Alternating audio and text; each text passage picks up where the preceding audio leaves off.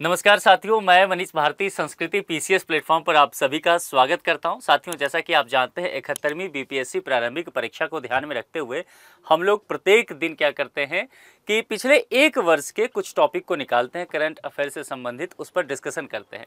जैसा कि आप जानते हैं कि प्रत्येक दिन हम लोग 10 टॉपिक लेते हैं, उससे 10 क्वेश्चन तैयार करते हैं और एक क्वेश्चन मैं अंत में आपको दिया करता हूँ जिसका जवाब आप कमेंट बॉक्स में लिख करके बताते हैं। ठीक है, देखिए लेक्चर नंबर 30 तक हम पहुँच चुके हैं। 30 का मतलब समझ रहे हैं ना? 30 कहने का तात्पर्य है कि 10 टॉपिक अगर प्रत्येक दिन लाते हैं तो यानी कि 300 टॉपिक आपका आज कवर हो जाएगा। मामला समझ में आ रहा है?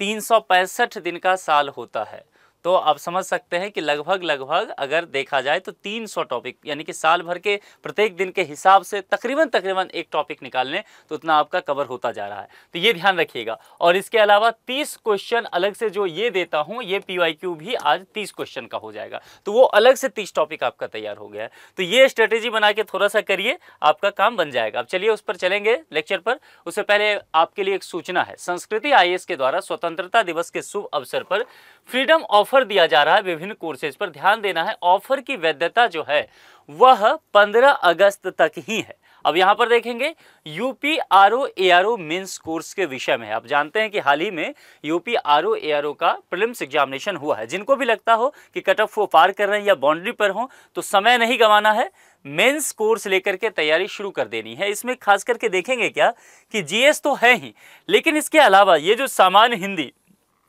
और निबंध है इसकी भूमिका बढ़ जाती है। इसीलिए आपको ये दोनों पोर्शन तैयार करने के लिए समय चाहिए होगा। मोर देन 60% का ऑफ दिया जा रहा है। वैसे 8000 का है, लेकिन ऑफर में आपको केवल 2999 में उपलब्ध हो जाएगा। ठीक है साथियों, इसके अलावा संस्कृति IAS के द्वारा IAS GS फाउंडेशन कोर्स जो है, इसके अलावा विभिन्न PCS कोर्स, चाहे वो UP PCS हो, BPSC हो, MP PSC हो, RAS हो, तमाम ऐसे कोर्स जिस पर जो है ऑनलाइन लाइव DLP कोर्सेज हैं, सभी पर यह ऑफर दिया जा रहा है। विस्तृत जानकारी के लिए यहाँ कॉन्टैक्ट नंबर लिख देता हूँ 9555124124। इस पर कॉल करके आप जानकारी ले सकते हैं, या फिर sanskritIAS.com इस पर भी विजिट करके आप जानकारी लेकर के मनचाहे कोर्स में नामांकन ले सकते हैं। ठीक है, आगे बढ़ जाएं। अब यहाँ पर चलते हैं। देखिए क्या है, श्रेष्ठ पहल किस मंत्रालय द्वारा शुरू की गई है। ठीक है, तो यहाँ पर आपको मिनिस्ट्री के विषय में पूछा गया है कि किस मिनिस्ट्री ने इस पहल को शुरुआत किया है। केंद्रीय औद्योगिक मंत्रालय, केंद्रीय स्वास्थ्य मंत्रालय, केंद्रीय वित्त मंत्रालय, केंद्रीय रसायन एवं उर्वरक मंत्रालय। तो सबसे पहले अगर ये हम समझ लेना कि ये श्रेष्ठ क्या है, तो आप देखेंगे मिनिस्ट्री मेरे ख्याल से आप लोग ऐसे ही ढूंढ ले जाएंगे, है ना। तो इसको जो कहा गया है श्रेष्ठ को, वह है state health regulatory excellence index. मैं लगातार कहता हूं कि कोई इंडेक्स हो, आपको कोई रिपोर्ट की बात की जाए, है ना, स्कीम हो, प्रोग्राम हो, इसको अलग से पढ़िए, क्योंकि ये प्रश्न में पूछे ही जाते हैं PCS में। तो श्रेष्ठ जो है वह एक तरह से, जैसा मैंने कहा कि केंद्रीय स्वास्थ्य मंत्रालय द्वारा राज्यों और केंद्र शासित प्रदेशों, क्या था उसमें, state health regulatory excellence index. तो राज्य भी आ गए, केंद्र शासित प्रदेश आ गए। इनमें जो औषधि नियामक प्रणाली है, अब इसकी क्या होगी, गुणवत्ता की बात की जाएगी, पारदर्शिता की बात की जाएगी, दक्षता मापने के लिए बात किया जाएगा। इन चीजों के लिए एक राष्ट्रीय पहल है। अब अगर ये राष्ट्रीय पहल करता है और ये स्वास्थ्य से जुड़ा हुआ, जैसे नाम में ही था स्टेट हेल्थ, तो बताइए किससे जुड़ा हुआ है, स्वास्थ्य मंत्रालय। तो वित्त होगा ही नहीं, रसायन नहीं होगा, औद्योगिक नहीं होगा, यानी कि केवल इसके फुल फॉर्म को, 2 अक्षर को भी आप जान लेते स्टेट हेल्थ, है ना, तो आप इस प्रश्न के जवाब तक पहुंच जाते। तो इसलिए मैं कहता हूं कि कई प्रश्न जो है वह कठिन नहीं होता है ना। बस आपको करना क्या है कि आपको ठीक से समझना है, थोड़ा सा प्रेजेंस ऑफ माइंड लगाएंगे, काम बन जाएगा। ये टॉपिक इंपॉर्टेंट है, श्रेष्ठ पहल बहुत चर्चा में रहा है, इसको 5 स्टार लगाइए और ठीक से इसके विषय में 1-2 पॉइंट और भी समझ लीजिए, ताकि यहां से कोई भी प्रश्न आता है तो आपसे छूटना नहीं चाहिए। एक और यहां पर प्रश्न देखते हैं इसी टॉपिक से संबंधित, श्रेष्ठ किस प्रकार का टूल है। अब देखिए यहां पर जो टूल पूछा गया है, कई बार क्या होता है, ऐसे प्रश्न पढ़ करके स्टूडेंट जो है बाहर निकल जाते हैं कि ये प्रश्न अपने पल्ले नहीं पड़ रहा है। ऐसा नहीं करना है, क्या करना है, विकल्प को देखना है, फिर क्या पता विकल्प से क्वेश्चन बने। देखिए मैनुअल ऑडिट सिस्टम, ऑडिट की बात यहां पर किया गया है, देखते हैं। वर्चुअल गैप असिस्टमेंट टूल, इसके अलावा mobile app, farmer production tool, ये 4 तरह की बातें यहां पर की गई है। हमने श्रेष्ठ के विषय में क्या पढ़ा था, ध्यान रखना है उसको, कि state health regulatory excellence index है, है ना। अब यहां पर जब टूल की बात की गई है तो एक वर्चुअल गैप असेसमेंट टूल है। हमने वहां पढ़ा था ना कि जो औषधि है उसकी गुणवत्ता, पारदर्शिता और दक्षता मापने के लिए स्वास्थ्य मंत्रालय के द्वारा एक राष्ट्रीय पहल है, और यह पहली राष्ट्रीय पहल होगा ऐसा, इसीलिए भी ये इंपॉर्टेंट है, ये ध्यान रखना है। तो कुल मिलाकर के ये क्या हुआ कि एक virtual gap assessment tool, regulatory की बात की जा रही है, जो राज्यों की औषधि नियामक जो क्षमता है उसमें मौजूद कमियों की पहचान करने और सुधार करने की दिशा प्रदान करता है।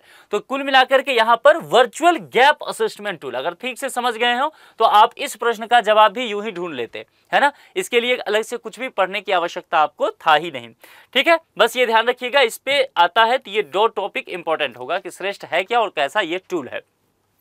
तीसरे पर चलते हैं। तीसरा क्या है, ठीक से पढ़ लीजिए। जो प्रश्न काफी लंबा हो उसका जवाब बहुत आसान होता है, सबसे पहले अपने माइंड में इस चीज को रख लीजिए तो परेशानी नहीं होगी। अब देखिए क्या कहा जा रहा है, भारत सरकार ने बांग्लादेश से कुछ जूट उत्पादों और रस्सियों के स्थल मार्ग से आयात पर पूर्ण प्रतिबंध किस संस्था के माध्यम से लगाया है। कुल मिलाकर के कहा जा रहा है कि भारत सरकार ने बांग्लादेश के जो जूट उत्पाद और रस्सी था स्थल मार्ग से जो आ रहा था उस पर पूरी तरह से आयात पर बैन कर दिया है, तो वह किस संस्था के माध्यम से लगाया है। वह बैन क्या विदेश मंत्रालय के द्वारा हुआ है, क्या वाणिज्य मंत्रालय के द्वारा हुआ है, या विदेश व्यापार महानिदेशालय के द्वारा, या भारतीय बंदरगाह प्राधिकरण के द्वारा। ठीक से समझिए, यहां पर क्या लिखा हुआ है, स्थल मार्ग, तो क्या बंदरगाह होगा, समझना है। विकल्प को बाहर करते चलिए, एलिमिनेट करने की प्रोसेस आपको पता होना चाहिए। स्थल मार्ग है तो जाहिर सी बात है पोर्ट की आवश्यकता क्या है, पोर्ट तो है ही ना तटीय क्षेत्र के लिए, समुद्र के किनारे के लिए, तो ये तो ऐसे ही बाहर हो जाएगा। अब एक बात समझ लीजिए, विदेश मंत्रालय जो है ना वो तकरीबन देखेंगे जो उत्पाद या व्यापार आयात निर्यात होता है इस पर बैन लगाने का काम विदेश मंत्रालय का नहीं है। विदेश मंत्रालय पासपोर्ट जारी करना या जवाब देना या दोनों देशों के बीच अलग तरह के संबंध, व्यापारिक डील्स, इन सबको फाइनल करने के लिए काम करता है। तो अगर आप ठीक से एक्सटर्नल अफेयर मिनिस्ट्री के विषय में समझते हैं तो आप जान जाएंगे कि विदेश मंत्रालय इसमें इन्वॉल्व नहीं होता है। तो जाहिर सी बात है अब हमारे पास दो बचा, वाणिज्य मंत्रालय और विदेश व्यापार महानिदेशालय, ये दो चीजें हैं। इस दो पर आकर के आप निश्चित तौर पर रुक सकते हैं। अब देखिए, दो अगर आपने किसी विकल्प में एलिमिनेट कर दिया हो तो जाहिर सी बात है उस क्वेश्चन को छोड़ के मत आना है, उसको सही से आपको हैंडल करना है। तो यहां पर जो है अगर देखेंगे वाणिज्य मंत्रालय और विदेश व्यापार, बांग्लादेश के साथ क्या हो रहा है भारत सरकार का, विदेश व्यापार ही तो हो रहा है ना, तो विदेश व्यापार महानिदेशालय। तो यहां पर अगर देखेंगे तो ये सी विकल्प के साथ आपको चलना पड़ेगा, यानी कि DGFT, ये भी आ सकता है शॉर्ट फॉर्म में, DGFT लिख लीजिए, क्योंकि हो सकता है कि आपसे विदेश व्यापार महानिदेशालय ना पूछा जाए। फिर क्या है ये DGFT, directorate general of foreign trade, वही बात हो गया, बस उसका इंग्लिश में नाम कर दिया, लेकिन ज्यादातर यही मैगजीन वगैरह में लिखा रहता है। यह क्या है, यह भारत सरकार का एक निकाय है जो विदेशी व्यापार नीति और इसके तहत जारी अधिसूचनाओं का जो क्रियान्वयन होता है उसके लिए जिम्मेदार संस्था है। आपसे क्या पूछा गया था, किस संस्था के माध्यम से लगाया गया है, जवाब तक पहुंच गए। अब इस प्रश्न में भी ठीक से अगर आप देख लेते, समझ विकसित करते, तो आप जानते कि ऐसे ही आप इस विकल्प तक पहुंच जाएंगे। बहुत ज्ञान की आवश्यकता नहीं है, व्यवहारिक समझ केवल चाहिए इस प्रश्न को समाधान करने के लिए। तो अभी तक 3 प्रश्न जो हमने देखा है उस तीनों में हमने देखा कि अगर ठीक से आप प्रेजेंस ऑफ माइंड लगा लेते तो आपका काम बन जाता। अब देखिए, इसीलिए मैं कहता हूं करंट अफेयर्स या कोई भी टॉपिक अगर आप सॉल्व करें तो वह केवल नॉलेज का खेल नहीं है प्रीलिम्स, वह खेल इस बात का भी है कि आप कॉमन सेंस कैसे यूज करते हैं, ठीक है। तो इसीलिए अप्रोच भी समझते चलना है। अगस्त 2025 की नई अधिसूचना के अनुसार कुछ विशेष जूट उत्पाद अब केवल किस स्थान से आयात किए जा सकेंगे। किसी भी प्रश्न को तोड़ तोड़ के कीवर्ड को आसानी से पढ़ना है ताकि अब काम बने। कोलकाता बंदरगाह, हल्दिया बंदरगाह, नहावा शेवा बंदरगाह जो कि महाराष्ट्र में है, और कांडला बंदरगाह, ये 4 पोर्ट का यहां पर नाम दिया गया है। देखिए, अगस्त 2025 में एक नई अधिसूचना आती है, गाइडलाइंस, और इसमें यह स्पष्ट किया जाता है कि ये जो उत्पाद हैं, जूट उत्पाद, ये अब केवल महाराष्ट्र के नहावा शेवा बंदरगाह से ही आयात होंगे, यानी कि भूमि मार्ग से पूरी तरह से प्रतिबंध कर दिया गया। अब मामला समझ में आया, बांग्लादेश वाला टॉपिक से जोड़ करके देखिए, ठीक है। तो कुल मिलाकर के नाहवा शेवा बंदरगाह, अगर ये स्टेटमेंट में आता है, अगर पूछा जाता है कि कुछ जूट उत्पाद क्या भूमि मार्ग से भी भारत आयात करेगा, जवाब है नहीं। पूरी तरह से गाइडलाइंस सरकार ने जारी किया, एक पोर्ट इसको समर्पित कर दिया है। ये अच्छे से तैयार रखिएगा, जो लोग आगे का कोई भी एग्जाम देने वाले हैं, मतलब सिविल सर्विसेज का, अगर आप यूपीएससी का भी प्रीलिम्स देने वाले हैं, ये आपके लिए इंपॉर्टेंट है, ठीक है। भूमि मार्ग से नहीं होगा, नाहवा शेवा बंदरगाह महाराष्ट्र इसका जवाब हो जाएगा। चलिए आप 5वें पर चलते हैं। हाल ही में किस राज्य सरकार ने आधिकारिक संचार में हरिजन शब्द के प्रयोग पर पूर्ण प्रतिबंध लगाया है? बहुत दिलचस्प टॉपिक है, 4 स्टार लगाइए, चर्चा में रहा था। अगर आप द हिंदू, इंडियन एक्सप्रेस वगैरह देख रहे हैं तो ये चर्चा में काफी रह गया था, काफी लोगों ने इस पर आर्टिकल वगैरह लिखा, और कहा जाता है कि एक ये अच्छा कदम माना जाता है सामाजिक समरसता के दृष्टिकोण से। दरअसल उड़ीसा सरकार ने सभी विभागों और सार्वजनिक संस्थानों को एक निर्देश दिया, और उस निर्देश में भी बताया गया कि हरिजन शब्द का प्रयोग ना किया जाए, इसके स्थान पर संवैधानिक शब्द, और संवैधानिक शब्द क्या है? एससी, क्या है? शेड्यूल कास्ट, हिंदी में क्या बोलते हैं? अनुसूचित जाति। तो यहां पर अगर आप देखेंगे ओडिशा गवर्नमेंट के द्वारा शेड्यूल कास्ट यानी कि अनुसूचित जाति, जो कि संवैधानिक शब्द है। हरिजन शब्द का इस्तेमाल स्वतंत्रता संग्राम के दौरान हुआ और महात्मा गांधी जी ने किया था। हालांकि इसको लेकर के, इस शब्द को लेकर के आप जानते हैं, आपने आधुनिक इतिहास पढ़ा है, बहुत विवाद भी रहा। तो ओडिशा गवर्नमेंट ने इसको आधिकारिक तौर पर कहा कि शब्द का प्रयोग हम लोग नहीं करेंगे, ठीक है। हाल ही में सीमा सुरक्षा बल यानी कि बीएसएफ राजस्थान में भारत पाक सीमा पर कौन सा सुरक्षा अभियान शुरू किया है? जब भी बीएसएफ की चर्चा की जाए, प्रश्न को ठीक से कैसे समझते हैं बीएसएफ में वो समझ लेना है, क्योंकि बॉर्डर को लेकर के काफी प्रश्न रहता है बीपीएससी में। अब समझना है इस चीज को। बीएसएफ मतलब हो गया कि बॉर्डर सिक्योरिटी फोर्स, यानी कि किसी भी बॉर्डर पर हो सकता है, किसी भी बॉर्डर मतलब भारत की तमाम वो भूमि की सीमा जो किसी दूसरे देश से जो है वो साझा करती है, जैसे कि चाइना के साथ, म्यांमार के साथ, जैसे कि भूटान के साथ, जैसे कि नेपाल के साथ, जैसे कि बांग्लादेश के साथ, पाकिस्तान के साथ। तो कुल मिलाकर के कई बार क्या होता है कि हम लोग बीएसएफ देखते ही कश्मीर में हमारा माइंड शिफ्ट हो जाता है और वहां फिर प्रॉब्लम आता है सोचने में। यहां पर देखिए क्या कहा गया स्पष्ट तौर पर, देखिए कहां पर? राजस्थान में। तो राजस्थान में भारत पाक सीमा पर कौन सा सुरक्षा अभियान शुरू किया है? और इसमें ऑपरेशन विजय, ऑपरेशन अलर्ट, ऑपरेशन सुरक्षा, ऑपरेशन सीमा प्रहरी। मैंने आपसे पहले भी कहा था कि ऑपरेशन से जुड़े हुए जो भी शब्द आ रहे हैं उसको अच्छे से आप तैयार कीजिए। क्यों कीजिए? ऑपरेशन सिंदूर के वजह से काफी ऑपरेशन चर्चा में रहा, जैसे ऑपरेशन सिंधु भी चर्चा में रहा, ठीक है। तो यहां पर जो है किस ऑपरेशन की चर्चा की गई है? आप जानते हैं कि बीएसएफ ने राजस्थान सेक्टर में भारत पाकिस्तान सीमा पर सुरक्षा व्यवस्था को मजबूत करने के लिए 1 सप्ताह का, ध्यान रखना है, कितने सप्ताह का? इसको नोट कर लीजिएगा, 1 सप्ताह का एक अभियान चलाया था, और उस अभियान का नाम दिया ऑपरेशन अलर्ट, यानी कि बी विकल्प, ठीक है, ऑपरेशन अलर्ट। ये ध्यान रखिएगा, क्योंकि भारत और पाकिस्तान के बीच जो तानातनी रहा, तो अब देखिए ऑपरेशन से ही, नाम से ही समझ में आता है कि बहुत खतरा नहीं है, लेकिन अलर्ट रहने की आवश्यकता है, हो सकता है संभावित खतरा हो। तो ये ध्यान यहां पर रखना है। आगे बढ़े हम लोग 7वें पर चल दें। हाल ही में सुप्रीम कोर्ट ने बिहार क्रिकेट एसोसिएशन का लोकपाल किसे नियुक्त किया है? अब ये इंपॉर्टेंट है, बिहार क्रिकेट एसोसिएशन आजकल काफी चर्चा में है, और लोकपाल का मुद्दा तो आप जानते ही, बहुत समय से 10-12 साल से चर्चा में, काफी चर्चा में रहा है ये मुद्दा।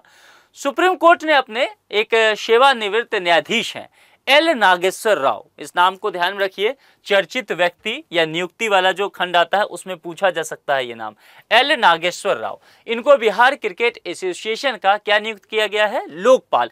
फिर से कहता हूं ये टॉपिक इंपॉर्टेंट है, ठीक है, ये नाम काफी चर्चा में रहा था, तो इसलिए इसको ध्यान रखना है आप लोग को। अगर पूछ लिया जाए नियुक्ति वाले में या चर्चित व्यक्ति वाले में तो इसकी संभावना रहेगा। संयुक्त राष्ट्र के अनुसार अंतर्राष्ट्रीय आलू दिवस है, बिहार के लोग आलू भी खाते हैं, काफी समोसा में काफी पड़ता है, तो अंतर्राष्ट्रीय आलू दिवस जो है वह कब मनाया जाता है? कई बार ऐसे प्रश्न आपने देखा होगा, पीसीएस में पूछा जाता है, हम लोग क्या करते हैं कि नहीं पढ़ते हैं, ऐसे टॉपिक को स्किप कर देते हैं। अपने प्रकृति में ये प्रश्न बहुत आसान होता है, ऐसे प्रश्नों को स्किप नहीं करना है बल्कि पढ़ लेना है। तो संयुक्त राष्ट्र में अगर देखा जाए तो 2024 आपको ध्यान होगा, पिछला साल 2024 में संयुक्त राष्ट्र ने एक घोषणा किया और घोषणा किया कि हम लोग क्या करेंगे कि प्रत्येक साल 30 मई को क्या करेंगे, अंतर्राष्ट्रीय आलू दिवस मनाएंगे। ठीक है, किस तारीख को, 30 मई। कोई दिवस क्यों सेलिब्रेट करते हैं, इसीलिए कि उसकी महत्वता के विषय में जानना। अब आलू है तो किसानों से जुड़ा हुआ मसला है, किसान इसके नए किस्म के विषय में जान सके, रोग जो लग जाता है आलू में उसको कैसे बचाया जा सके, भंडारण कैसे हो सकता है, इन तमाम चीज़ों की जागरूकता के लिए। ठीक है, आगे बढ़ जाए। हाल ही में हर्बालाइफ न्यूट्रिशन इंडिया ने किसे अपना ब्रांड एम्बेसडर नियुक्त किया है। ब्रांड एम्बेसडर वगैरह से मैं कई प्रश्न आपको बता चुका हूं, ऐसे प्रश्न रहता है। दरअसल भारतीय महिला क्रिकेट टीम की स्टार बल्लेबाज हैं, आप जानते होंगे, स्मृति मंधाना। तो उनको हर्बालाइफ न्यूट्रिशन इंडिया का ब्रांड एम्बेसडर नियुक्त किया गया है। मंधाना जो है डी विकल्प में है। चलिए आगे बढ़ जाते हैं।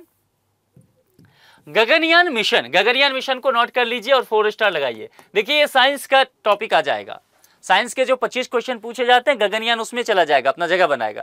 लेकिन क्या ये कठिन है? आप लोग डरते रहते हैं साइंस से कि सर साइंस का जल्दी जल्दी करा दीजिए, हमें समझ नहीं रहा। इसमें क्या ऐसा है, देखिए गगनयान मिशन के तहत 2027 में कितने सदस्यों के चालक दल को भेजा जाएगा।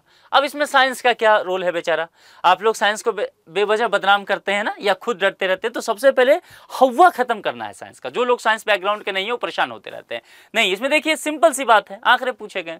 तो गगनयान देखते ही नहीं, सर नहीं पकड़ लेना है, टेक्निकल चीजें नहीं पूछता है बीपीएससी आपसे। देखिए अब यहाँ पर कुछ बातें समझ लीजिए। सबसे पहले यहाँ पर डेट तो दे ही दिया है, तारीख 2027 में ये मिशन होगा।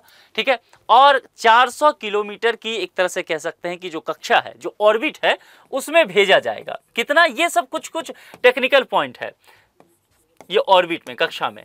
अब ये सब तो ऐसा नहीं है कि विज्ञान की बहुत सारी कठिन चीजें हैं, इतना तो आप समझ जाएंगे। और जो सदस्य की बात किया गया है वो 3 मेंबर्स होने वाले हैं। ठीक है, 3 सदस्य जो है वो होने वाले हैं, यानी कि बी विकल्प होगा गगनयान मिशन के तहत। ये बस इतनी सी बात है, बस इससे ज्यादा आपसे पूछेगा भी नहीं। चलिए अब यहां पर एक प्रश्न आपके लिए, मध्यकाल में बिहार का कौन सा क्षेत्र मगध के नाम से प्रसिद्ध था? उत्तर बिहार, दक्षिण बिहार, मिथिला, अंग। आज के आधार पर यह विकल्प बना हुआ है। पूछा कहां जा रहा है, मध्यकाल में बिहार का कौन सा क्षेत्र मगध के नाम से जाना जाता था, और अभी के हिसाब से आपको बताना है। ठीक है, कर लेंगे आप। जरा यहां पर प्रेजेंस ऑफ माइंड लगाइए और प्रश्न का जवाब देकर के मुझे बताइए। आप में से अधिकांशतः लोग देख रहा हूं सही जवाब दे रहे हैं, 95% लोग सही जवाब दे रहे हैं। ये बहुत अच्छी बात है। मैं आप लोग का, कुछ लोगों का कमेंट देख रहा था कल परसों बैठ करके, पिछले 3-4 लेक्चर का बहुत ध्यान से। तो मैं ये देख रहा था कि आप में से अधिकांशतः लोग जो हैं 8 से अधिक प्रश्न सॉल्व कर पा रहे हैं 10 में से। ये अच्छी आपकी प्रैक्टिस है, इसको 9 के करीब ले जाइए, क्योंकि ओवरऑल 30 आपके पास टॉपिक आएगा करंट अफेयर्स का। तो उसमें मैं ये चाहता हूं कि 25 प्लस आपका सही हो जाए। अगर 25 प्लस करंट अफेयर्स में से सही हो गया, और बिहार स्पेशल जो करा रहा हूं उतना कर लेना, उसमें 30 से 30 क्वेश्चन आ ही जाएगा, मतलब वो बाहर नहीं जाएगा आपसे। तो अगर मान लेते हैं वहां भी 25 सही होगा, 50 ऐसे हो गया। डिस्ट्रिक्ट वाला करा रहा हूं, 10 क्वेश्चन रह सकता है, उसमें से 5 ही अगर आप सही करके आते हैं तो मैं मान के चलता हूं कि 55 से 60 क्वेश्चन मेरे इतने प्रोग्राम, 3 प्रोग्राम से आप कर लेंगे। ठीक है, तो एक बेहतर स्थिति में आप पहुंच जाएंगे। और फिर यहां से थोड़ी सी यात्रा स्टैटिक वाला कर लेना है, आपका प्रीलिम्स का कट ऑफ पार हो जाएगा। ठीक है, तो कुल मिलाकर के बेहतर ढंग से तैयारी करना शुरू कर दीजिए। अंत में मैं आपको ऑफर के साथ छोड़ जाता हूं, ये ऑफर का ध्यान रखिएगा। बस ध्यान रखना है क्या साथियों, ये 15 अगस्त तक ही वैलिड है, यानी कि कल तक। ठीक है, कॉन्टैक्ट नंबर दिया गया है, आप संपर्क करके अपने मनचाहे कोर्स में नामांकन ले सकते हैं। आज के लिए इतना ही। जुड़ने के लिए आप सभी का बहुत बहुत शुक्रिया। Thank you so much.